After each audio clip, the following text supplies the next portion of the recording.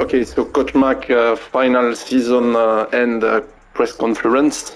So thanks for joining us today. So we play a tough game in Kansas City against MVP, I think, Patrick Mahomes. And we had really a tough time on defense. We have one of the very best defense in the league. It's not me who's saying it, it's the stats. And because a lot of people, they pretend they have the best defense. My ass, when you look at the stats, stats back it up. We have top 3, top 5, arguably, defense. So, and when you look at Mahomes is good. Made one pick, but it's not Mahomes. Mahomes, we don't give a shit about Mahomes. It's all Tyreek Hill. You remove Tyreek Hill from that team, they don't score. They cannot score. They cannot, because Tyreek Hill is doing things which are absolutely unbelievable. I'm going to give an example, because that was a beauty. You find a way to back them up to their end zone. They are in 2 and 11. I probably messed up the coverage, but the thing with Tyreek Hill, when you say I messed up the coverage, is that Tyreek Hill, he reduces your option on defense, especially when you are downfield. And when I played Chiefs the first time, I took less risk because it was not a playoff game. Perhaps, especially in first half, I did not respect enough Tyreek Hill. And when I say I did not play the coverage, which I know are going to guarantee no big play, where here what I wanted was ball back. The reason for that is, let me explain. So I was defending perhaps too much the first down here, rather than defending the touchdown. And that's where Tyreek Hill is everything, because look at that.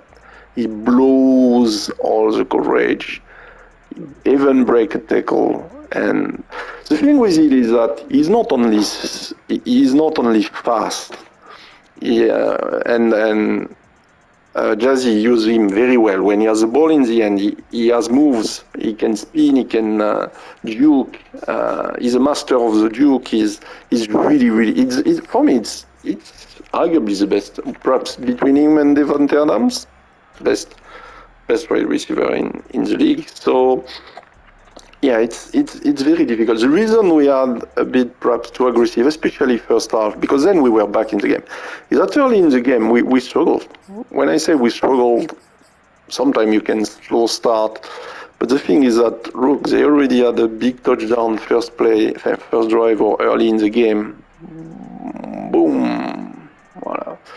So the thing is, then I was in trouble because I could not audible. There were a couple of drives where I lost the ball because often you pick a play on defense and you have a set of audibles, and that's how the offense is structured. Because basically, I'm going to give some insight. Me, sometimes I pick a play, but then based on what the defense look like, I change, because there are 4 audibles, and sometimes I can change that. They have more audibles. So, because I can audible to a set which is very close to the one I am in, because the playbook is ordered in a way that makes that ease those kind of audibles. But the point at the end of the day is that very often you pick a play, me at least, I pick a play, I look, and then I change very, very often. And the point is, with the home field advantage, me, I thought that when I saw on the internet that audible would fail, I was thinking like when you audible a route for wide receiver and he's confused, he does not. No, it's the play itself which get ignored. So basically, you want to audible, and you cannot. And then you end up, and with the seconds, you are close to 0 play clock, fucking hell. You need to snap the fucking ball, and you cannot audible. You want to change. you have called a pass, you want absolutely a run because the front is totally open, and no, you cannot, and that's very frustrating. That's a huge on-field advantage, to be honest. So you see Tyreek Hill, yeah, it was Mr. Tyreek Hill game, he's MVP of the game, no doubt. But to be fair, that's a more classic, just a sweep. On some play as well, yeah, probably we did not have the right defense, but again, because we are probably defending too much the pass. So it's easy to, but later on we did play some pretty good game. What was that? I think that's a run. No, that's not. Yes, that was a key play to give us the lead with the ball back. So that's always. We did miss. We are really dumb sometimes. We did ignore the wind, and I think I missed 3. How many PAT I missed? I don't know if it's 2 or 3, to be honest. And it does not have a big income. Yeah, we failed. We failed 3 times. So that's the difference, 3 points. So no, I am wrong. So because I did not realize that on the interface you can see where the wind is coming from. So obviously on offense we did a good game. Okay, we did not score 5 touchdowns. We don't have Tyreek Hill, but we have DJ Shark. So DJ Shark, unfortunately now a Lions. In real life, he had. I hope it's touchdown. Yeah, that was a beauty, that touchdown. So it's not Tyreek Hill, okay, but it's really poor. We are poor. We are just the Jaguars. So on that defense, that was good because. So we can see Jazzy. Jazzy is with safety. I think he plays with that guy. It's Matthew, I think, number 32. And in fact, so Jazzy covers because he thinks I'm going to go on the drag. It's a drag or an in. But no, I see that Shark is going to get open. And he's getting open. And then I don't know why 38 or whatever, he could have tackled him, I think, but he did not. So that was a good touchdown. So, but in fact, we had the opportunity, honestly, to win the game. But unfortunately, they are not in replay. That's where we messed it up. We had a couple of play where, yeah, we did not execute well. And mostly on one play, I was expecting a spot which would have been wide, bloody open. And the guy did not run a spot. So I don't know if I confused Audible, if I did something wrong. I will need to see the game tape for that. So all in all, after a difficult start and getting confused with Audible, I am happy that we still had a shot to win the game with 2 minutes left. So, okay, nothing to really regret. No, we had a good season. Much better than the one before. I think our offense is doing better than it was. We still have a team which obviously can continue to grow with Trevor, of course.